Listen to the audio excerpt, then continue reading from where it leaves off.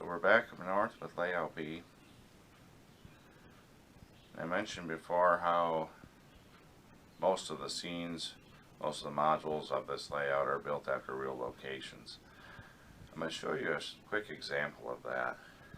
So here you'll see a mobile home, green shed, a tree, fire pit right there, pine trees around, and this white and red house next door. This is actually our place up north, and this is the neighbors. I'm going to show you the real thing.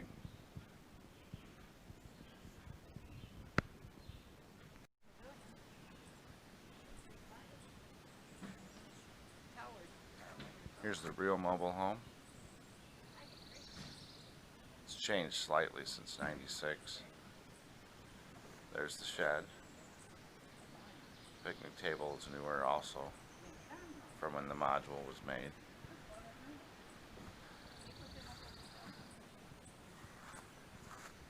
Fire pit. Neighbor's house. Now the tree that was here fell in a storm in '97, '98.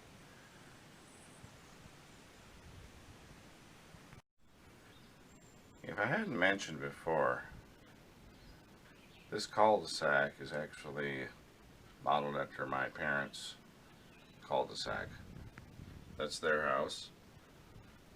And then these are the neighboring houses. And hopefully in the future I'll be able to show you the real cul-de-sac.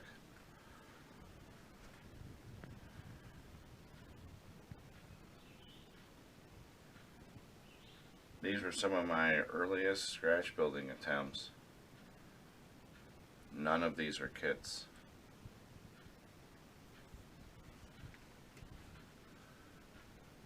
Still need to put some sort of garage door on this one, whether it be modeled closed or open.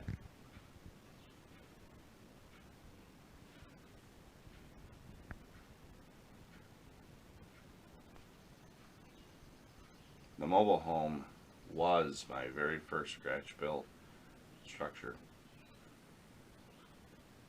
The paint used on it is the same exterior paint used on the real trailer. The neighboring house was a barn, kit bashed into a house.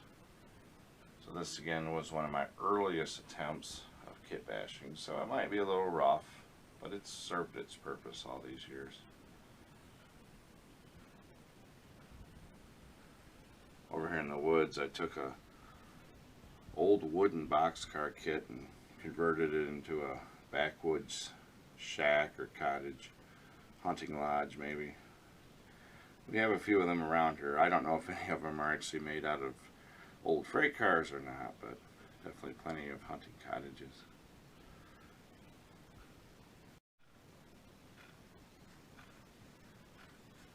Also here we have a small N-scale project layout that I built for my brother. It took me about 3 weeks to build it from nothing to the state that it's in today. Just a base coat of scenery and a factory and a loop of track. This is also built using modules. The seam is right here in the middle.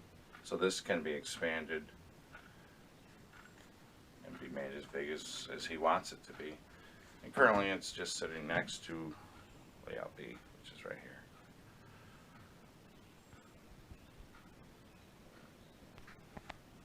And here are some of the modules missing from layout A, downstate in the basement. So these will get moved downstate later this year and tied into the rest of the layout. Some of them might look a little rough, but once they're put in place, it's mostly just scenery work, and that's, for me, some of the more enjoyable part of model railroading. So I'll probably be able to quickly get this all blended in. You can see some here that have water. The factory will sit in this blank spot.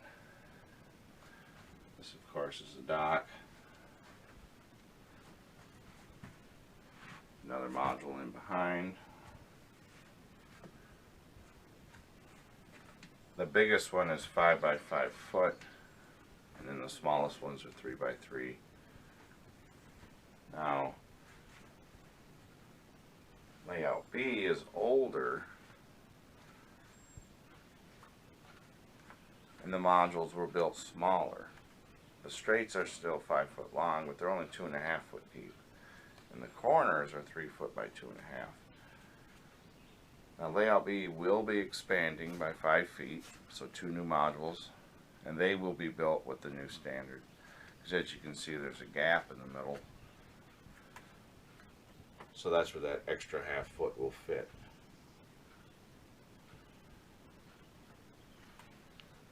And there's also plexiglass around some of it, and this will be the case for the entire layout. Now there won't be plexiglass on every module, but there will be plexiglass where needed. Like here, there's this wooden bridge, which could easily be hit. And over there's a rail yard, which goes up right to the edge.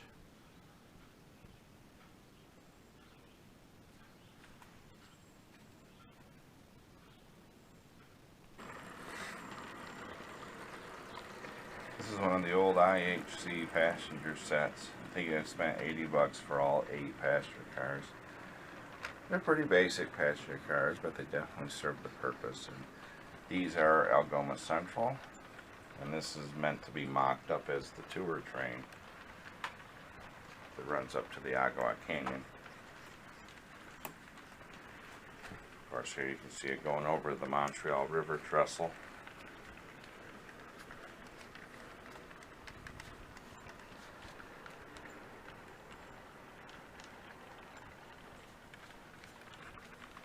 DC powered layout. Layout A is DCC. And this turnout over here will eventually be how it taps into layout A with an unpowered bridge. Now this layout hasn't been fired up since last October, maybe even earlier or later than that. So it may not run extremely smooth yet until it's all cleaned up, but it's actually doing pretty good, I think.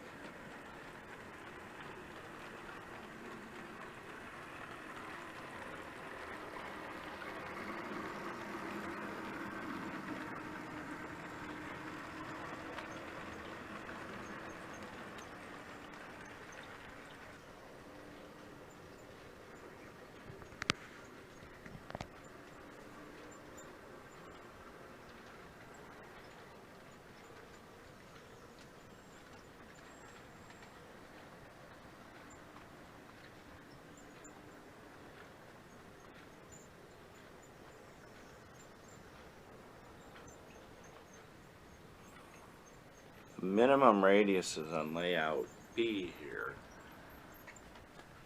is 22 inches on the outer curve, 19 on the inner. Layout A, the minimum radius is, it averages about 32. I think the minimum sharpest point is about 29.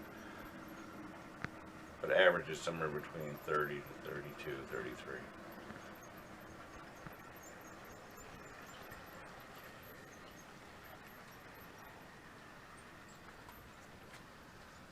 This corner is planned to be turned into a winter scene, or maybe a late fall scene. It's already seen its first light snowfall.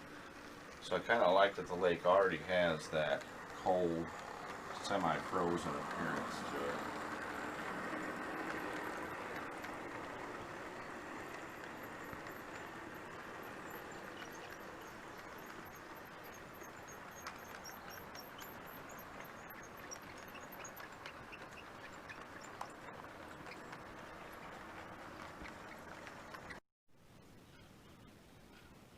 Here is a photograph of a photograph, or a video of a photograph, of the original layout. It was a 5 by 3 foot layout in my bedroom, built in 1996. It was built in the summer. I think this picture was taken in the winter. So it already had the scenery and everything. There's a slightly closer picture of it. You can see the mobile home there, still kind of under construction. The shed hasn't been built yet. That motor home is actually on layout A. So yeah, this is how it all began.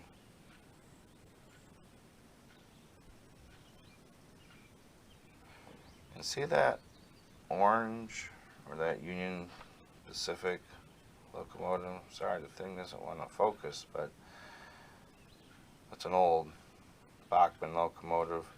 I still have that locomotive that I got in the early 90s. Here's that old locomotive. At some point the front wheels fell off, but I think they're here. If I find them, I'll pop them back on. I don't think this locomotive still runs, but considering it's just been sitting around all these years, I think it's in pretty good shape. Found the wheels.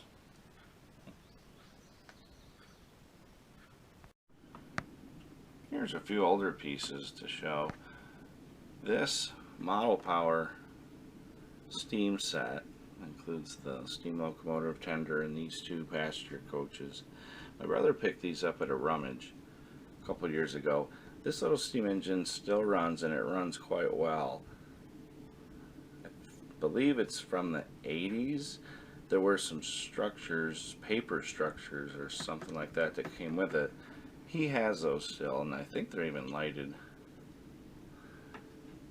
Let's see if we can get the... It doesn't really want to focus too well on there. But it is really a neat little locomotive and little set. It even has a little headlight in there that still works. Here is an old big boy, gray big boy, 4002. Believe picked this up in '96 when the Great Lakes Eastern began. Of course, back then it wasn't the Great Lakes Eastern, and the Great Lakes Eastern wasn't even thought of. This locomotive still runs. It's showing its age, but it still works. And then I'm curious to get into this set. It's an end scale freighter set from Sylvan.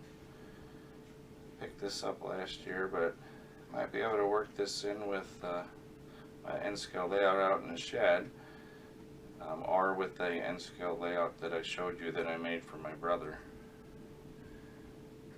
So, well, let's go ahead and finish up this video by showing you a quick clip of a real train I caught just the other day, the tail end of a Lake State Railroad gravel train southbound through Osneek, Michigan.